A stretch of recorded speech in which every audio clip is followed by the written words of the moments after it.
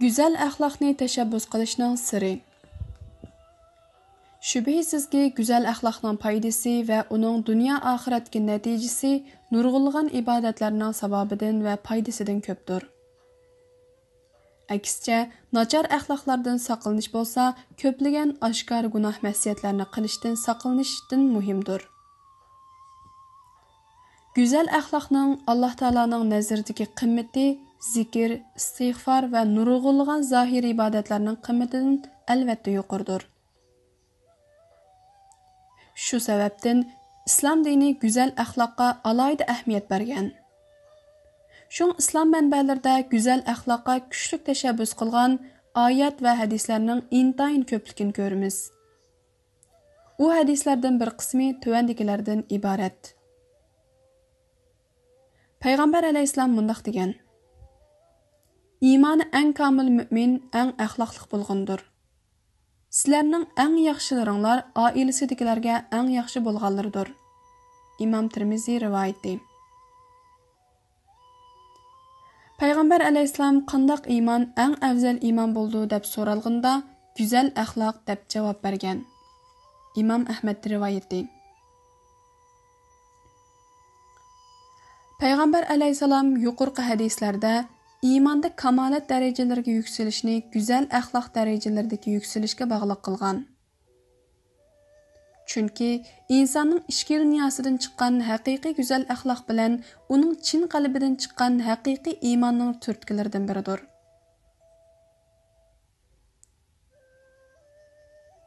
İbadatni Alloh taolo uchun samimiy qilish güzel axloqdir.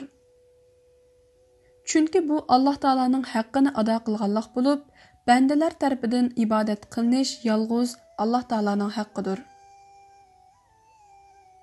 Kishilarga to'g'ri va yaxshi muomala qilish go'zal axloqdir. Chunki bu boshqalarning moddiy va adabga aloqador haq-huquqlarga rioya qilganlikdir. Bu mavzuda ichkirlab kiradigan bo'lsak, iymonning go'zal axloqining tajisi ekanligini bayqaymiz. Chunki Alloh taolaga iymon keltirish haqni e'tirof qilganlik va haqiqat oldida bosh egganlik bo'lib, qandaqla bir haq egisining haqqini e'tirof qilish, haqiqatga bosh egish go'zal axloqlarning tajisidir. Aksicha, haqni inkor qilish va haqiqatga bo'ysunishdan bosh tortish eng rezil va to'liq nachar axloqdir. Bu tushunchalarni umumiy islom tushunchasiga bog'laydigan bo'lsak, insondagi go'zal axloqning shaxchilaridan har biri islom shaxchilaridan bir shaxch ekanligini ko'ramiz. İslam shariatida buyurilgan amallarning hammasi qalbdagi chin iymon bilan ruhdagi go'zal axloqning asarlaridan bir asar va bu ikkisining amaliy mevalaridir. Bu tushunchalarning hammani to'plab natija chiqarganimizda, xuddi payg'ambar alayhissalom aytgandek, iymoni eng komil mu'min eng axloqli kishi ekanligini jazmlashtiramiz. Chunki axloqi eng yaxshi bo'lgan odam iymonida eng sodiq, niyatida eng xolis, Alloh taologa va insonlarga qartilgan muomalasida eng to'g'ri va eng mukammal bo'ladi. Birovning insonlarga qarta to'limi axloqliq, haqiqatparvar, sixiy, kamtar, savrchan, shafqatlik, yaxshi so'zlik bo'lib, Alloh taolo qarta axloqsiz, haqni qabul qilmaydigan, haqiqatga bo'ysunmaydigan, bandichilik burchini ado qilmaydigan, buyurganlarni qilmaydigan, to'sqanlardan yonmaydigan bo'lishi tasavvur qilinmaydi. Mundaq odam Alloh taolaning nazarida go'zal axloqli odam hisoblanmaydi. Shuningdek, birovning insonlarga qarta nihoyat axloqli ko'rinib turib, ostirdan ularning pul-mulkini yeyoladigan, moddiy va ma'naviy haq-huquqlarga tajovuz qiladigan, ularni ziyon zahmatlarga uchiradigan bo'lishi tasavvur qilinmaydi. Chunki mundaq qilish go'zal axloq tarozisiga tushmaydi. Axloq asoslari bilan iymon asoslarining manbai birdir. Bu ikkisi qat'iy ayrilolmaydi. Axloq iymonsiz to'liqlanmagandek, iymonmi axloqsiz to'liqlanmaydi. Ailedagi ahvolingiz axloqingizga baho berdi. Payg'ambar alayhisalomning sizlarning eng yaxshilaringlar oilasidagilarga eng yaxshi bo'lganlardir degan so'zi inson axloqining haqiqatini o'lchaydigan va bu haqiqatni o'ttirg'a chiqaradigan eng to'g'ri mezondir. Chunki ba'zi insonlar boshqalarning oldida o'zini nihoyat axloqli qilib ko'rsata oladi. Bo'libmi yangidan tanishgan kishilarga ma'lum vaqtgacha o'zini axloqli va yaxshi qilib ko'rsata oladi. Ammo hamisha shunday qila olishi, hatto umr bo'yi shunday yasalma axloq bilan ish ko'ra olishi notayin. İnsanın ichki dunyosini haqiqiy ravishda aniq va ro'shan ko'rib olishning vositalari nupuz, oila, muomala va birga safar qilishdir. Bularning ichida eng yaxshi mezon oila hayotidir. Buning tafsiloti mundaq. Yasalma go'zal axloqi bilan kishilarni qoyil qilib kelgan bir inson jamiyatda ma'lum nupuzga yoki mansabga erishganda birdilla o'zgaradi. Bo'libmi, o'zining jamiyatdagi ma'lum o'rnini va nupuzini his qilganda u cho'qim o'zgardi. Uning nupuzi yoki mansibi uzunga so'zilgan siri uningdagi yasalmalik texim oshkorlanishga boshlaydi. Ondan boshqalar bilan bo'lgan moddiy va adab qoida muomalalarda bu yasalmalik o'zini ko'rsatishga boshlaydi. Oxirida o'zining razil mohiyatini ochiq ko'rsatadi. Agar inson mansab tutgan yoki ma'lum nupuzga ega bo'lgan mezgillarda oilasidagi mangulik turmush jarayonida boshqalar bilan muomala qilishganlarda qilch o'zgarmasdan o'zining go'zal axloqini oxirgacha bir xil davom qildira olsa, u haqiqatan eng axloqli kishidir. Yana bir misol, oilada odatda er kuchlik, ayol ojiz bo'ladi.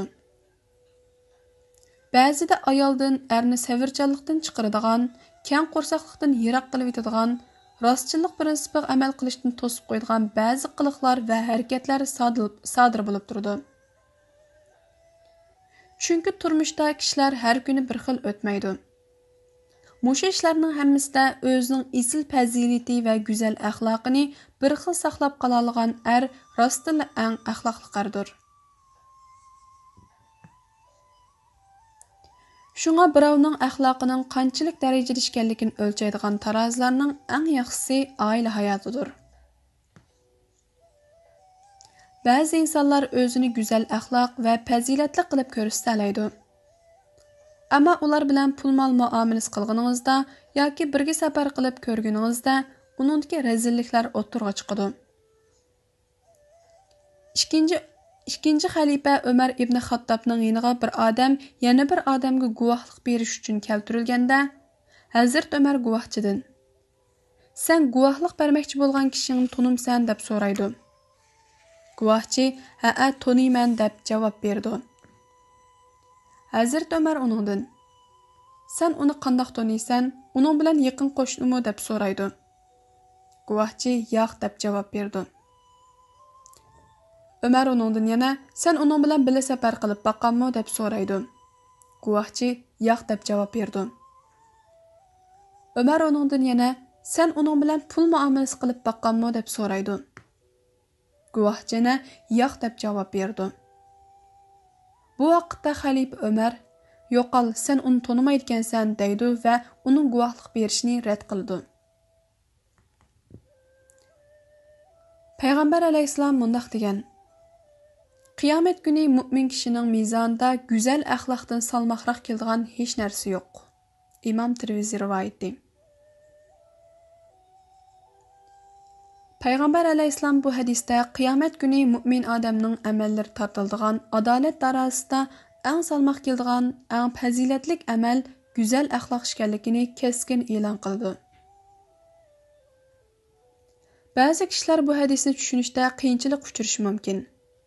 Ular eng afzal amal Alloh taolaning borligi va birligiga chin ishonib, amal ibodatlarni to'liq o'rinlashtir. Bundaq bolğan ikən, qiyamət günü mümin adamның mizanında ən salmaq keldigan ən əməl iman buluş kerak emasmı? Peyğəmbər əleyhissalam qandaqmı qiyamət günü mümin kişinin mizanında güzel əxlaqdan salmaqraq keldigan heç narsa yo'q deydi deb hayron qilish mumkin. Lekin bu hayronlik iman bilan ibodatning islomiy go'zal axloq prinsiplari belgilgan zaruriyatlardan biri ekanligini bilgan hamon o'zligidan yo'qoladi. Shubhisizki, go'zal axloq prinsipi belgilgan zaruriyatlarning eng oldinqisi Alloh taolaning birlik borligini e'tirof qilish. Go'zal axloq prinsipi to'sqan yomonliklarning birinchisi Alloh taolani inkor qilish va uning itoat qilishdan bosh tortishdir. Chunki oldinqisi haq egasining haqqini ado qilishdan iborat go'zal axloq bo'lsa, keyingisi haq egasining haqqiga tinish va haqiqatni e'tirof qilmaslikdan iborat rezil axloqdir.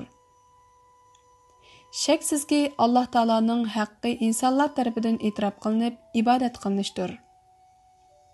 Shunga Alloh taolo Qur'oni Karimda Sura Zariyatning 56-oyatida "Men insonlarni, jinlarni faqat menga ibodat qilish uchun yaratdim. Uning mening xolig'im bo'yicha mening amrimni tutgan holda hayot kechirsin uchun yaratdim" deydi.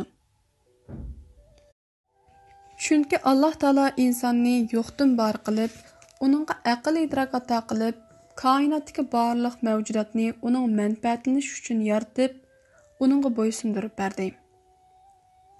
İnsonni mavjudotlarning eng hurmatliki va xo'jayini qildi. Uningga turli ne'matlarni ato qilib, rizqlantirdi. Oxirida Alloh taolo bu qilganlarining badaliga insonlardan faqat o'zining yagona tangdoshsiz iloh ekanligini tunib, e'tirof qilish va uning o'ziga qulchilik qilishni talab qildi. Bu shunchalik ig'ir talabmi yoki insonlar shunchalik tuzkormi?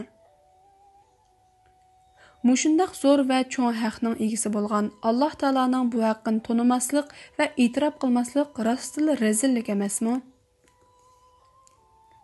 Demak, Alloh taolaning nazarida amallarning eng kattasi va fazilatlarning eng esili bo'lgan iymon insondagi kamoliy axloqning namoyandalaridan biridir. Buning bilan qiyomat kuni mu'min odamning tarasida hammadan ig'ir kelgan amalning go'zal axloq ekanligi bizga oydinlashgan bo'ldi.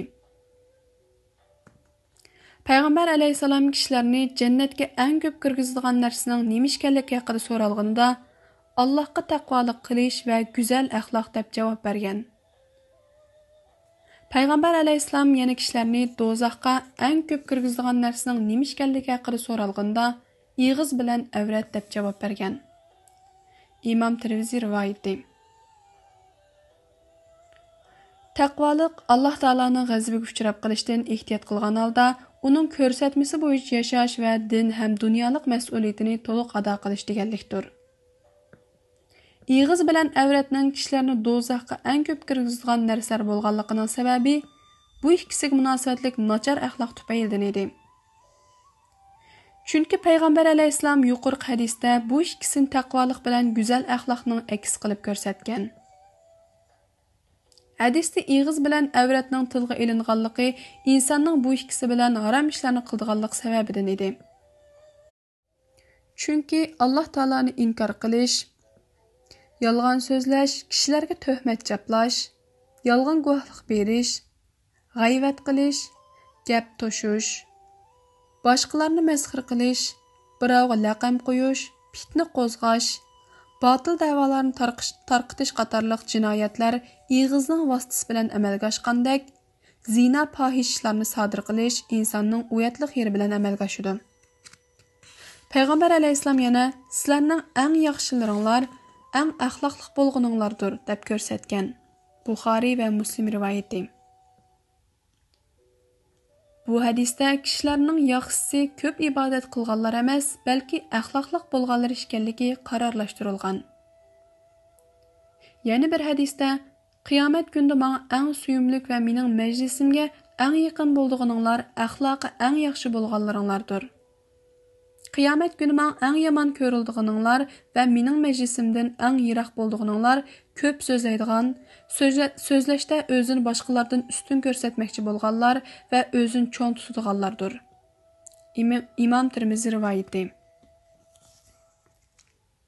Payg'ambar alayhissalom yana mundaq degan: Mu'min odam o'zining go'zal axloqi soyasida kechasi namoz o'qib, kunduzi ro'za tutganning savobini topadi.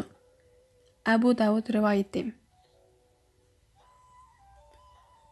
Buningdagi sabab Alloh taolaning roziligini izlagan holda go'zal axloq doirasida ish ko'radigan kishilar ijtimoiy hayotidagi ko'pincha vaqtlarda go'zal axloqni taqozo qiladigan ishlarga uchrab turdi. Ularning shu vaqtlardagi holati ularni davom qilayotgan ibodatlar sohasiga olib kirdi.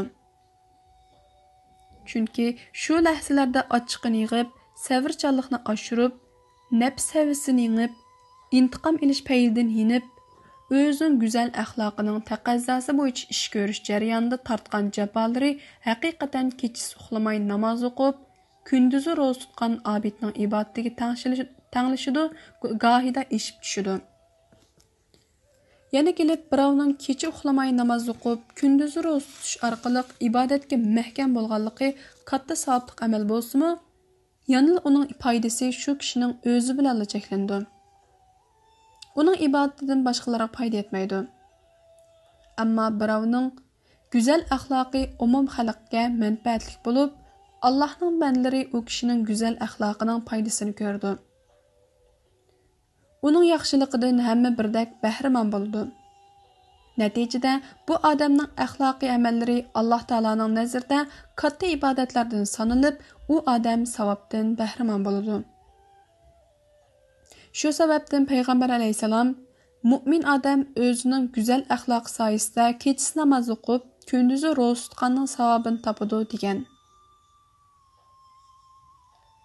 Payg'ambar alayhisalom mundaq degan: Haqliq bo'lsa-mu, dunyolik uchun jidallashni tark etgan kishini jannatning atrofidagi bir qasrga, chaqchaq uchun bo'lsa yolg'on so'zlashni tark etgan kishini jannatning o'ttirsidagi bir qasrga va axloqi yaxshi bo'lgan kishini jannatning eng yuqorisidagi qasriga kirgizishga kafolatlik qila olayman. Abu Davud rivoyati. Payg'ambar alayhissalom yana mundaq degan: Yaxshilik go'zal axloqdir. Gunoh seni beoram qilgan va boshqalarning ko'rib qilishi yoqtirilmagan ishdir. İmam Muslim rivoyati. Hadisdagi yaxshilik butun yaxshilik turlarini o'z ichiga oladigan ixcham so'z bo'lib, payg'ambar alayhissalom uni go'zal axloq deb ta'riflagan. Buningdan ma'lumki, go'zal axloq barliq yaxshilik turlarining hammasini o'z ichiga oladigan bir ismdir. Ammo gunohning ko'ngilni beoram qiladigan va boshqalarning ko'rib qilish yoqtirilmaydigan bo'lishi Alloh taolo insonga ato qilgan vijdonning sababidan bo'lib, insondagi buzilmagan vijdon yaxshi fazilatlarni his qilgandek, gunohlarni his qildi. Fazilatlik yaxshi ishlarni qilganida rohatlanadi, yomon ish qilganida o'ng'aysizlandi. Inson gunoh mahsiyat o'tkazganda o'zida beoramlik his qilgan chig'ida, agar bu ishni boshqalar ko'rib qolganda, ularning shunday his qilganligini biladi va o'zining sof tabiatiga zid kelgan bu yomon ishni qilganlik sababli boshqalarning uni ayibga buyurishidan qo'rqadi. Shunga qilgan yomon ishni boshqalarning ko'rib qilishini yoqtirmaydi. Payg'ambar alayhissalom so'zlagan bu o'lcham tabiati sof, vijdoni uyg'oq kishilarning nazarida intayin to'g'ri va bahmi nozik o'lchamdir. Payg'ambar alayhissalom Alloh taologa eng yomon ko'rilgan odam jidalxo'r odamdir deb ko'rsatgan. Buxoriy rivoyati. Ma'lumki, jidalxo'r odam odatdagi kichik ishlar uchunmi jidal qilishni yaxshi ko'rdi. Chunki bundaq odamning nafsidagi nacharlik uni shunday qilishga odatlantirib qo'ydi. Jidalxo'r odam insonlarga orom bermaydi. Birining ko'nglini ranjitadi, birining haqqini tortib oladi, birini qaqshitadi. Shu sababdan bundaq odam Alloh taologa eng yomon ko'rilgan odam bo'lishga tegishli. Alloh taolo shundoq bek mehribonki, bandalarining boshqalar tarafidan ranjishni va haqsizliklarga uchrashini yoqtirmaydi. Şuna u bəndələrə paydalıq bolğanlarını söydü, ularni ziyan zəhmət küçürdüganlarni yaman gördü. Peyğəmbər əleyhissalam nədil bolmağın Allahqa asilik qilishdən saqlanğın. Yamanlıq qılıb qoysan, haman yaxşılıq qılğın ki, onu öçürsün. İnsanlarga güzel əxlaq bilan muamele qılğın, degan İmam Tirmizi rivayeti. Bu hadis əməl qılğan kişini insani kamalatlarga yükseldirdigan ən çoğ əxlaqi prinsiplarni öz içiga alğan bo'lib, insonning o'zi bilan yaratquchisi va boshqa insonlar o'rtasidagi munosabat haqida ta'limot berdi. İnsanın Allah Taala bilan bo'lgan munosabatining eng beshi uning oshkora va yoshirin, kecha va kunduz nadil bo'lmasin Allah Taalaga osilik qilishdan yiroq bo'lgan holda to'liq taqvodorlik ichida bo'lishidir. Chunki Allah Taala bandaning oshkora va yoshirin barliq ishlarini, hatto ko'ngilda o'ylaganlarini bilib turdi. Shu odam nadil bo'lmasin va qandoqli bir ishni qilmasin, Allah Taalaga osilik qilishdan yiroq taqvolik ichida bo'lish kerak. Aksicha, masjidda taqvodor, ilm setim ishlarida aldamchi, uyda din bilan kori yo'q yuradiganlar saxtipazar bo'lib, Allah Taala mundaqlarni yoqtirmaydi va bu birinchi qoida. İkinci qoida bo'lsa, Payg'ambar alayhisolamning yomonlik qilib qo'ysang, hamon yaxshilik qilganki, uni o'chirsin degan so'zi bo'lib, buningda o'zini isloh qilish, to'g'ri yo'lga qaytish va gunoh masiyat o'tkazish sababi bilan nafsini tövallatgandan keyin uni poklash uchun zarur bo'lgan ilohiy ko'rsatma bor. İnsan o'zining insoniy ojizligi va irodasining mustahkam emasligi sababli gunoh masiyatlarga tushib qolgandan keyin buzilmagan vijdonining ovozi quloq silib, yaxshi ishlarni qilish orqali burun xatoliklarni va yomonliklarni yo'qqa chiqara oladi. Bu qoida Allah Taalaning kunduzning ikki tarafida va kechining dastlabki vaqtlarida namoz o'tagin. Shubhisizki, yaxshi ishlar orqali yomon ishlar yuyiladi. Bu tushunguchilar uchun vaz nasihatdir, degan so'zdan ilingan. Sura Hud 114-oyat. Üçüncü qoida yana Payg'ambar alayhisolamning insonlarga go'zal axloq bilan muomala qilgin degan so'zi bo'lib, bu insonning boshqalar bilan bo'lgan munosabatidagi axloq prinsipini belgilagan cho'ng qoida. Bu qoida insonlarning bir-biriga Alloh taolo sizib bergan go'zal axloq doirasi ichida muomala qilishni farz qildi. Go'zal axloq bunchalik ulug' va yuqori maqomni egallagan ekan, Payg'ambar alayhisalom insonlarning eng axloqli va eng yaxshisi edi. Shunga Alloh taolo uning axloqini madhilab, "Sen haqiqatan yuksak axloqqa egisan" degan. Sura Qalam 4-oyat. İmam Buxoriy bilan İmam Muslim rivoyat qilgan bir hadisda Payg'ambar alayhisalom kishilarning eng axloqli edi deb kelgan.